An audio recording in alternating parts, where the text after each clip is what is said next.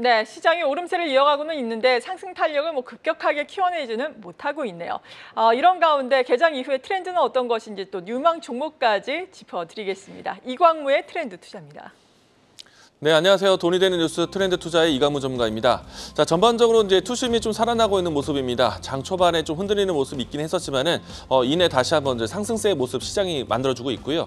여기서 이제 추가적으로 이제 코스닥에 대한 시장 분위기가 좀 더 우위에 나오면서 전반적인 종목들에 대한 투심은 확대되고 있다라고 보시면 좋을 것 같습니다. 자, 오늘 일장에서 보셔야 되는 뉴스들 살펴보도록 하겠는데요. 자, 전 일장에서 엔비디아가 액면 분할에 대한 모습이 진행되었습니다. 이 훈풍에 이어서 시장에 대한 거래 대금도 많이 늘어나기도 했었는데 다만 이제 우리가 엔비디아 안에서 새로운 뉴스를 좀 찾는다면은 노트북용 GPU에 대한 출시에 대한 이야기들입니다. 우선은 이제 이 노트북용 GPU에 대한 출시가 되게 된다면은 이 안에 HBM이 아니라 GDDR7이 탑재돼서 진행될 것이다라고 예고가 되었습니다. 이 부분에 대해서는 우리가 좀 새롭게 접근해야 되지 않을까라고 이야기 드리겠고요. 이로 인해서 HBM뿐만 아니라 기존에 있었던 다른 형태의 메모리에 대한 경쟁도 지켜보자라고 이야기 드리겠습니다. 자, 두 번째는요. 애플에 대한 뉴스입니다. 우리가 이제 WWDC 이 세계 애플 개발자에 대한 회의가 진행되고 있었는데 이 안에서 이 AI 기술에 대한 모습도 있었지만은 추가적으로 다른 면에서 디스플레이에 대한 관심 뉴스가 좀 나와 있습니다. 애플이 지금 삼성 디스플레이에 추가적으로 공급 계약을 했다라는 것인데 여기에서 형태가 기존에 있었던 OLED뿐만 아니라 폴더블 형태에 대한 디스플레이에 대한 부분들이 좀 의심이 되고 있습니다. 그래서 이 부분에서 애플의 이 폴더블 폴에 대한 출시 기대감을 형성할 수 있지 않을까 생각하고 있고요. 전반적인 디스플레이에 대한 관심 이어갈 수 있지 않을까 생각이 됩니다. 자, 세 번째는요. 원전에 대한 뉴스에 대한 또 연속성인데요. 빌 게이츠가 설립한 테라파워라는 이 원전 회사가 이 SMR 소형 원전 모듈에 대한 부분들 첫 시공에 나선다고 합니다.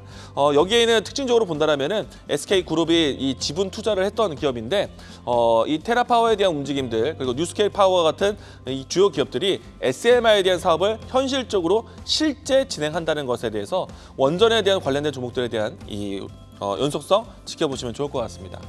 이 안에서 우리는 이 엔비디아 이 GDDR7에 대해서 이야기 보도록 하겠습니다.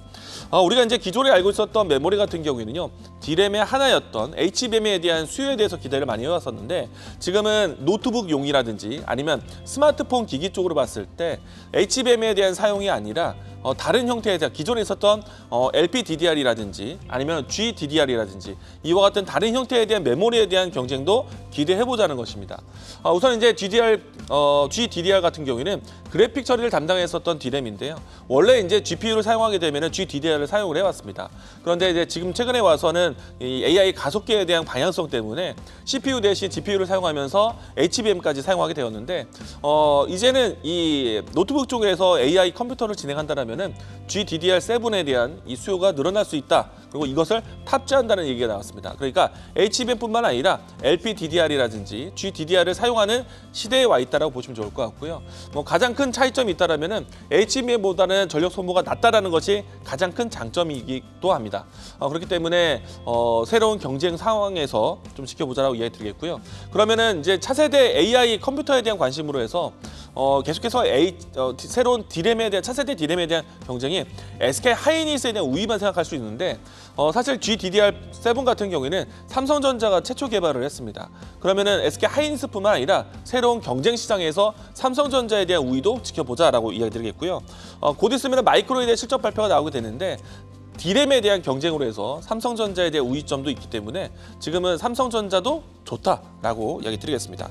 자, 여기에서 수혜주를 볼 수 있는 종목 제가 한 종목 가지고 왔는데요. 에이펙트입니다. 이 종목 같은 경우에는 기존의 메모리 테스트라든지 패키징에 대한 공정을 하는 회사였기 때문에 지금과 같이 D램에 대한 한 종류가 나오게 되었을 때 테스트에 대한 이야기들이 나온다면 에이펙트도 수혜주로 볼 수 있겠고요.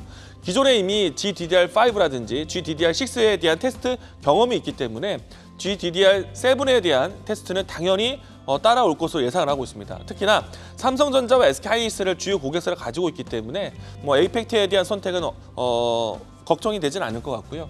그래서 이제 GDDR5에 대한 이유부터 해서 수혜가 될 수 있어서 GDDR7에 대한 수요가 나온다라면은 에이펙트 수혜주로서 보자라고 얘기드렸습니다. 자, 이 종목에 대한 주가 추이 보도록 하겠는데요. 최근에 이제 이 상대적으로 다른 반도체들보다는 상단에서 움직였던 종목입니다. 그리고 이제 최근에 일주일 사이 동안에 변동성이 좀 크게 보이기도 했었는데 시세에 대한 중심선을 지키면서 다시 한번 가격 지지를 해주고 있기 때문에 다시 한번 추세 추종으로 N자형에 대한 흐름이 연출될 수 있지 않을까라고 볼 수 있는 위치입니다. 자, 현재 위치에서 N자형 추세가 나온다라면은 1차적 목표가는 신고가 나왔던 위치를 좀 넘어가서 8,000원까지 1차적 목표가를 보도록 하겠고요. 손절 라인 때는 5,600원 제시하도록 하겠습니다. 돈이 되는 뉴스로 찾아뵙도록 하겠습니다. 지금까지 트렌드 투자였습니다. 계속해서 다양한 경제 이슈를 알고 싶다면 구독과 좋아요, 알림 설정 부탁드립니다. AI 캐스터 권미정이었습니다.